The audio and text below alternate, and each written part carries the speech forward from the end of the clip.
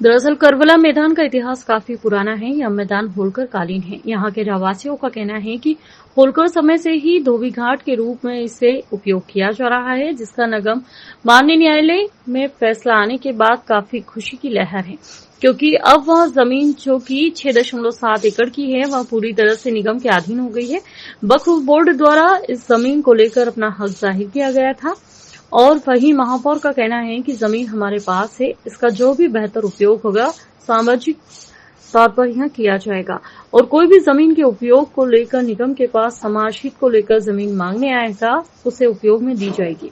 Development की दृष्टि से, आत्मनिर्भरता की दृष्टि से, इंदौर के विकास की दृष्टि से, इंदौर की प्रगति की दृष्टि से ये बड़ी जीत नगर निगम की है और 1925 के खसरे के आधार पर माननीय न्यायालय ने ये फैसला दिया है और ये फैसला भी अपने आप में बहुत ऐतिहासिक कई दृष्टि से है कि वक्फ की संपत्ति वक्फ की तभी मानी जाएगी जब उसका कोई मालिक उसको वक्फ के लिए दे, किसी चैरिटेबल पर्पस के लिए दे।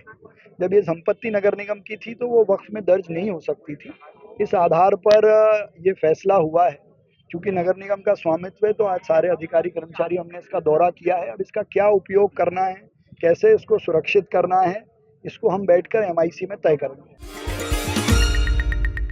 दरअसल कुछ वर्ष पहले श्री गणेश विसर्जन के दौरान एक वीडियो काफी वायरल हुआ था। इसमें बाहरी लापरवाही देखी गई थी और इस बात से सबक लेकर नगर निगम ने श्रद्धा प्रथम पूजनीय श्री गणेश भगवान के विसर्जन की तमाम तैयारियों को जिम्मा लिया और अब नगर निगम से काफी बेहतर और श्रद्धा के साथ श्री गणेश जी का विसर्जन करता हुआ नजर आ रहा है। यह कार्य पूर्ण भावनात्मक रूप से पुष्पमित्र भार्गव द्वारा अपने हाथों में लेकर किया गया। उनका कहना था कि शहर के विभिन्न क्षेत्रों में 97 स्थान पर टेंट लगाकर श्री गणेश जी की प्रतिमा एकत्रित की गई और फिर उन्होंने श्रद्धा के साथ ट्रक के माध्यम से निगम द्वारा बनाए गए 97 स्थान पर विसर्जन किया गया। इस विसर्जन में एक भी प्रतिमा को किसी भी तरह की क्षति ना पहुंचे, इसके लिए भी पूरी तरह से जल कुंदन तक की मशीन लगाई गई और पूजन अर्चन के बाद विसर्जन किया जा रहा है।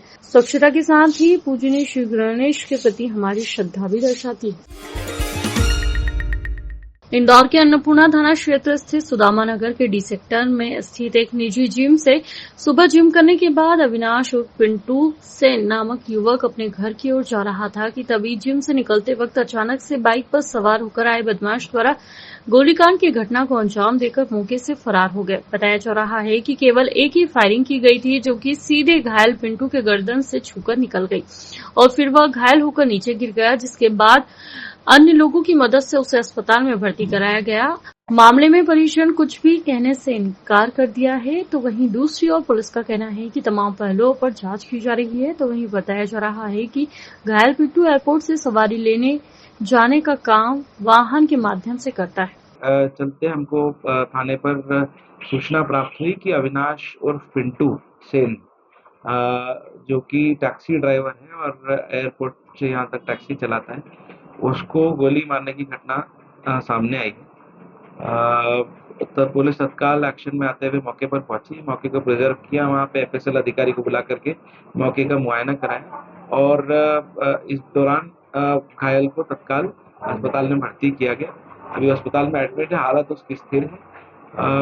जहाँ तक हमको सूचना प्राप्त हुई, गोली उसको छू करके निकली है। प्रथम दृष्टया पत्नी से विवाद होने की भी एक एंगल सामने आ रहा है। अन्य स्थितियों पे हम लोग गहन जांच कर रहे हैं। इसमें टीमें गठित कर दी गई और